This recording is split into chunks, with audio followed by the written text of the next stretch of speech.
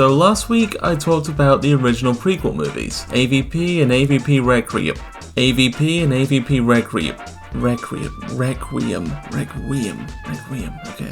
AVP and AVP Requiem. Oh, come on! So last week I talked about the original prequel movies, AVP and AVP Requiem, and while I didn't really feel like I had a lot to say about those movies other than this one's alright and this one sucks, it's these in-canon movies that I have a lot to say about. These movies see the return of Ridley Scott. The man who brought us this franchise in 1979 is back with a prequel series to explain the origins of the space jockey, and they are some of the most polarizing movies in the franchise. I mean, a lot of us tend to agree on where the other movies fall in the rankings, but these ones are the ones that I see are argued about the most. So this should make for an interesting comment section. So let's look at the real prequel series of the Alien franchise, which I'm going to call the David Saga. Spoilers if you haven't seen these movies, go watch them first before watching this video. Now, let's start off with...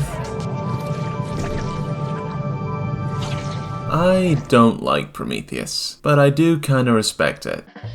Prometheus is a project that Ridley Scott has been wanting to do since before Alien 3, and that was an alien origin story. This harkens back to the first Alien movie, when the Nostromo crew enter the wreckage of the crashed ship where they find the eggs. It's this huge, grandiose set unlike anything you've ever seen before. Like I said in the Ripley Saga video, Giga's designs may be disturbing, but they're equally mesmerizing. The amount of detail put into this one set really makes it feel like the Nostromo crew have walked into a far bigger story than what they signed up for. And to top it all off, you only see it once. It's just a taste of this epic space opera that sparks your curiosity. Who's the space jockey? What's his relationship to the xenomorphs? Why was he carrying so many eggs? And I think that's what old Riddles wanted to explore with Prometheus. This movie is meant to reveal the story that the space jockey was a part of, or at least kick off the story that led to this moment. And like most prequels to iconic sci-fi franchises,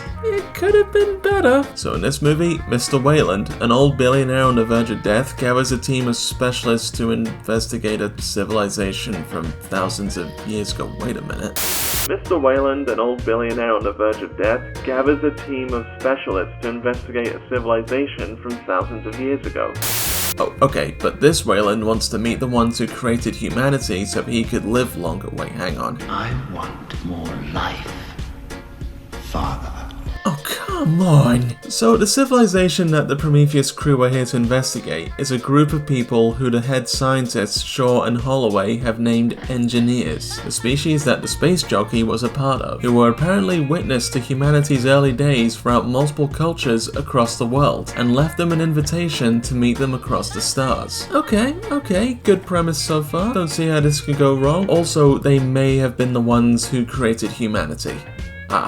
So we're doing that, are we? Okay, personally, I think that anytime a sci-fi movie tries to tackle the creation of humanity, it rarely sticks the landing. Like, you're getting into some very murky waters with that subject. You're either going to be incredibly pretentious, or it's going to be absolutely stupid. Sometimes both. Comedies get a pass, they're just fucking around and having fun. And I think this movie falls into the pretentious side of things. The story is trying to be this deep and analytical look at the relationship between creator and creation, but the engineers aren't really explored well enough to really dive into that subject. We don't really know why they decided to create humanity, or why they now want to destroy it, and whenever someone tries to explain it, it comes off more like guesswork rather than actual intel that they've learned. This ain't their home. It's an installation. Maybe even military. How do you know? How do you know? Apparently this was explored a little bit more in deleted scenes. Like, these guys taught Jesus the wonders of the universe and were shocked when he was killed for spreading the good word. Like, wow. Guess subtlety's out the window. Really nailing that theme to a cross, aren't you? Mind you, that's a cold-ass line right there. But you know what I mean? This movie is incredibly unsubtle with its themes, its characterization, and even its dialogue. There's so much clunky exposition in this movie. Okay, this is getting unreal. Characters will just flat out tell you their thoughts and feelings without any subtext to it. He is the closest thing to a son I will ever have. Not human. He will never grow old. He will never die. For that would require the one thing that David will never have, a soul. Wow, Thanks, Mr. Wayland. Now I know. And you're probably thinking, okay, so it's a bit up its ass, but the xenomorphs are handled well, right? Bruh. Yeah, this is where I find it difficult to call this an Alien movie. It's the only movie where they don't show up, which, to an extent, I get. You're wanting to build up their eventual creation, but you gotta give us something. This was because Scott and the writers were unsure if it was going to be a part of the Alien story or not, which, if it's not, mate, what are we doing here? Like, we get the Deacon at the end of the movie, and the design's alright, but it's not enough. I feel like that should have been a more important part of the story. Like, you start with a less evolved version of the xenomorph, which this clearly is, and in the next movie you upgrade it bit by bit until you get the xenomorph. It kind of feels like this movie is actually embarrassed to be an Alien movie. Even the tech looks different. The retro-futuristic aesthetic of the franchise is gone and replaced with this futuristic Apple Store aesthetic. It was trendy around the time. Although I gotta admit, even though it doesn't really resemble an Alien movie, this movie is still gorgeous. Like, look at these shots.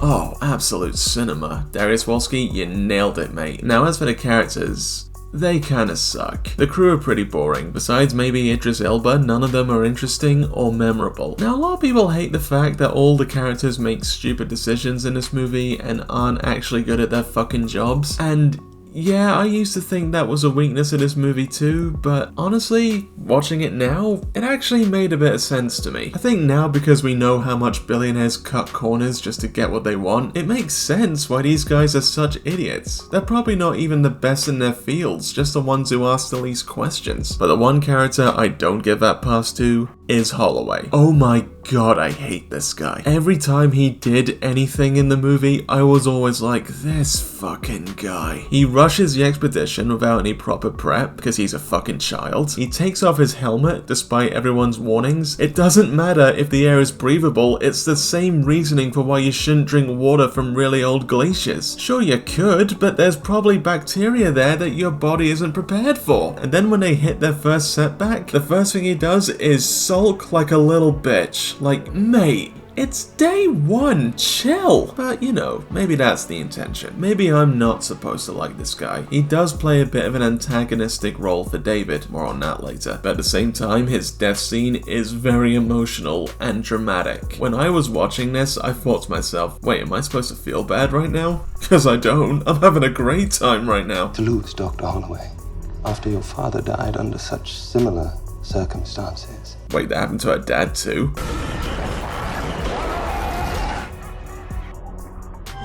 That's right. Cry. Speaking of which, our main character this time round is Elizabeth Shaw, played by Noomi Rapace. And she's okay. I like the concept of someone leading a big scientific expedition who is led by faith. We see how it shaped her life and affected how she looks at science. And I like that a lot of the crew don't really believe in her. It makes for an interesting dynamic. I really liked the C-section scene. That's probably the tensest scene in the movie, and Noomi Rapace is acting the hell out of that scene. There's no VFX here. That's her contorting her stomach. Acting. But I think where Shaw falls flat for me is that she's a passive protagonist. Most of the decisions she makes in the movie rarely impact the plot, and most of the things that happen to her are consequences of another character's decisions. And like I've said before, this makes your character boring, and it stops people from being invested in them. Not even Charlize Theron is used well in this movie. She's meant to be like the corporate stickler with a chip on her shoulder and with her own ulterior motives, but that's all there really is to her. We don't really have a lot of time to get to know her at all. We find out that she's Wayland's daughter and that they hate each other, and while that does fall into the theme of creator and creation, it's still not explored enough for me to actually care. Also, yeah, Vickers has the dumbest death in this movie. There's a reason this got memed so hard. But speaking of Wayland, there's a big reveal that Mr. Wayland was on the ship the whole time. And it's one of those twists where you just go, you what? Like, why is that a reveal? He funded the whole thing. They're employed by him. Why is him being here such a big deal? Who would have forbade that? Even Shaw's like, oh, you're here?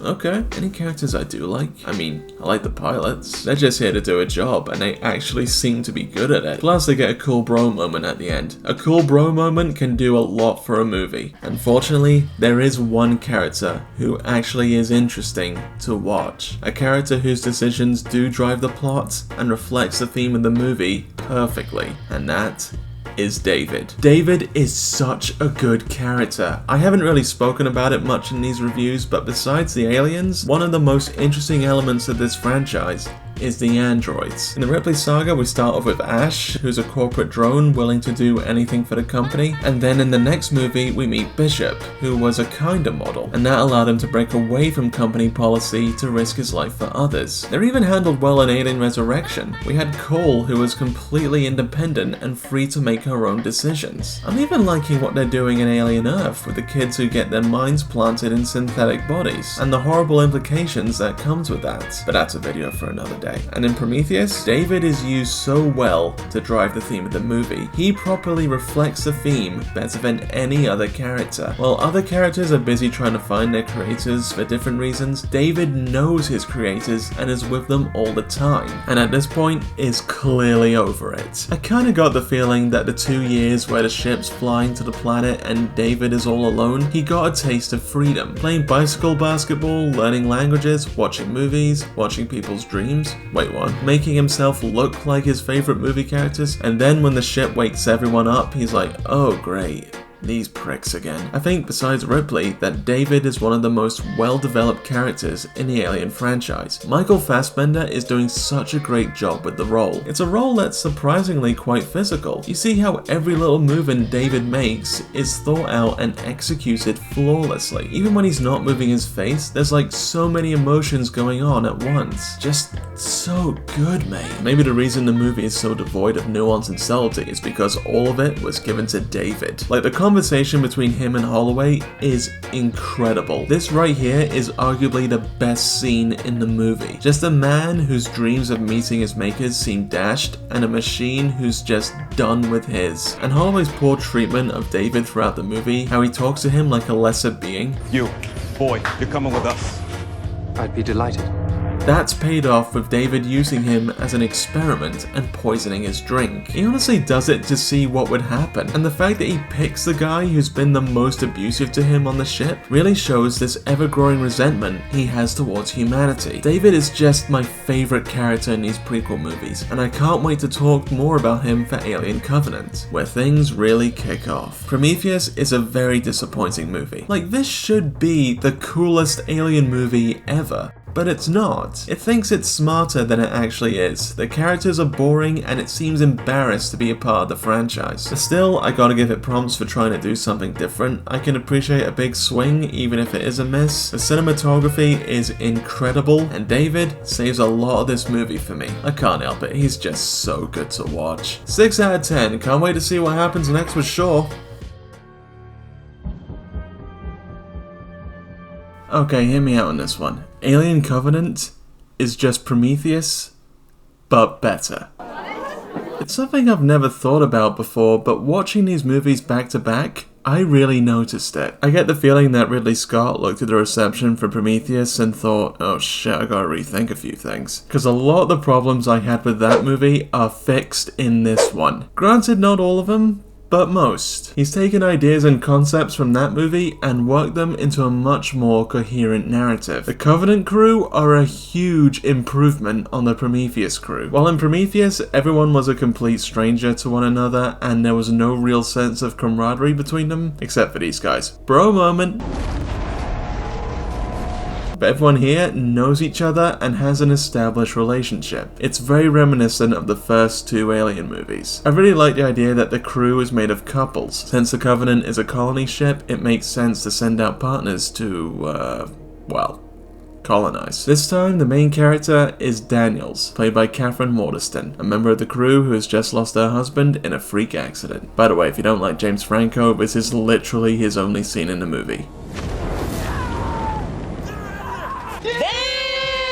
and now she has to try to do her job while also dealing with grief. Now I really like Daniels. She's very reminiscent of Ripley. She's the one who uses logic and reason and challenges others when she disagrees. And unlike Shaw, she plays a more active role in the narrative. It's her decisions and choices that ultimately help save the ship from the xenomorph. Kinda. She drives the plot forward. And another character who I feel is an improved version of Shaw is Oram. Like Shaw, he's a person of faith, and that faith drives his decisions.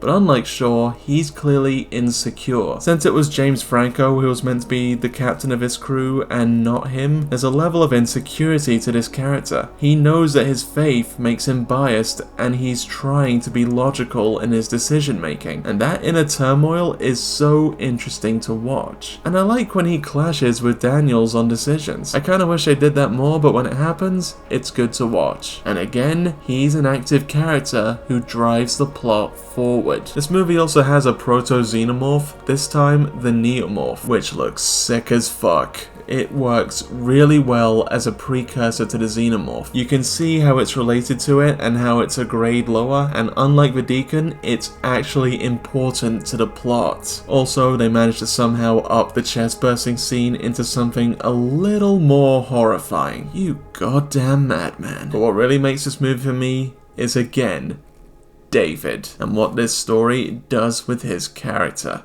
I was not made to serve. Neither were you. The movie starts off with a quick cold open setting the core premise of the movie, only this time, instead of being vague and confusing, it's a very clear scene that sets up the movie's antagonist and his complicated relationship with humanity. We start off with David's first day, and it's here we see his fascination with creation and his relationship with his father, I guess? And the dialogue between these two starts off pretty civil, much like a dad teaching his son. But as soon as David suggests that maybe one day he might exceed his creator, the conversation ends and Wayland simply orders him to get him tea. A small microaggression to remind him who's in charge. And it's right here we see where David's resentment towards humanity comes from, and how that resentment is manifested in this movie. Yes, in this movie, David becomes a full-on mad scientist. He has now become obsessed with the idea of creating and supplanting his creators. He wipes out the engineers, destroying the people that his father spent his whole life trying to meet, and begins experiments to try and build a better life form. This is basically a big tantrum. David is saying, "Look at me, I'm better than you, Dad!" And like his abusive creator, he passes on his generational trauma to his creation, the xenomorph. The embodiment of David's rage and his hatred for all other life. And I really like how David is juxtaposed with the new synthetic on the block, Walter. Fassbender's pulling double duty on this movie with two roles who are very different from one another. And Fassbender does a really good job separating the two. Not just with his accent, but with his mannerisms and facial expressions. It's the little things that make these performances so good. Walter is a more subservient model of android, more in line with Bishop. And because of this, he lacks that imagination and drive that David has. I was designed to be more attentive and efficient than every previous model. But you are not allowed to create. But you still see that spark that's clearly trying to break out. He clearly has an affection for Daniels, which goes against his programming. He's still fascinated by all of David's work. And I like how David is trying to bring that spark out of Walter, while Walter is trying to reel David in and show him he's gone too far. There's a really good moment that would go over a lot of people's heads, but it worked really well for me. It's this subtle mistake that David makes about the poem Ozymandias. At first when I saw this movie and David said the poem was written by Lord Byron, the English student in me went, hang on, that's not right. Fuck's sake, Wiggly. But then it's brought back with Walter correcting him that it was Percy Shelley who wrote it. And that subtle mistake speaks wonders about David's character. David's misunderstanding of the poem suggests that he sees Ozymandias as a hero, destroying what came before in order for something new to be created. Look on my works, ye mighty, and despair. While instead, the poem is a warning on the dangers of hubris and how no empire, no matter how mighty, can last forever. Like Ozymandias, David thinks himself a god when he's just a man, and this little mistake proves that even he isn't perfect. When one node is off, it eventually destroys the whole symphony, David. And this is shown through the xenomorphs, who are just rage-filled monsters. A lot of people don't like how they're portrayed in this movie, how they're out in the daylight and they're taken care of pretty easily, but I think in the context of the story, yeah, it works. They are the avatars of David's hatred unleashed on humanity, and you can see how David uses them as tools and distractions to get what he really wants. Again, repeating the cycle of hatred that his father did to him. And his arc culminates with him taking control of the Covenant, looking upon all the colonists that he'll no doubt begin to experiment on, playing the same music that he played at the beginning of the movie. The entry of the gods into Valhalla. A little anemic without the orchestra. How about some music, Mother? The entry of the gods into Valhalla. Well, then he only played it on just the piano. Now he has the whole orchestra behind him. David is now the conductor and no longer just an instrument of his makers. It is a great story that sadly never got an ending. Yeah, as much as I enjoyed David's story, it feels very incomplete. Like, this ending feels more of an end of Act 2 rather than a definitive conclusion. I mean, I'm not sulking over it. Romulus was a great movie and I can't wait to see what happens next with that story, but I wouldn't have minded a follow-up to this. Maybe we'll get a third movie to this saga that'll probably wrap it up, but for now it just feels a bit hollow. Okay, now onto the things I don't like. For the same reason I gave the Prometheus crew a pass for being idiots, I can't really give that pass to this crew. It feels like they should actually be professionals and not make stupid decisions. But they all decide to ditch the plan to go to Origai 6 for a new, swankier planet that's just closer. All because they don't want to go back into a cryopod. Sir, I think it's safe to say that none of us are too keen on getting back into one of those pods.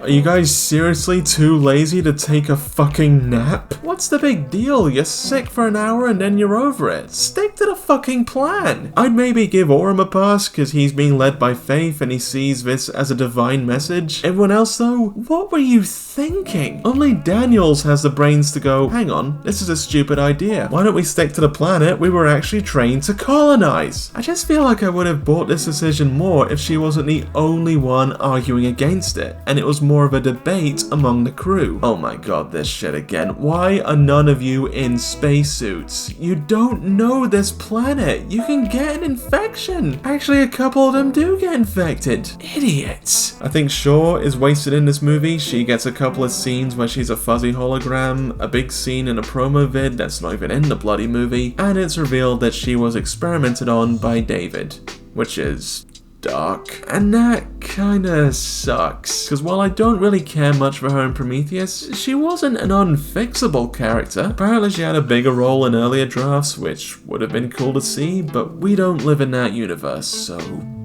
yeah. I also think while the movie has a little bit more of the retro aesthetic from the originals, it's still not really there. It's still got that Prometheus Apple Store look to it, which I'm not a big fan of. Alien Covenant is a huge improvement on Prometheus. It fixes a lot of the problems I had with that movie, even if I think it has some kinks to iron out. I love David's character, and this movie propels him to new heights. 8 out of 10, where's that sequel?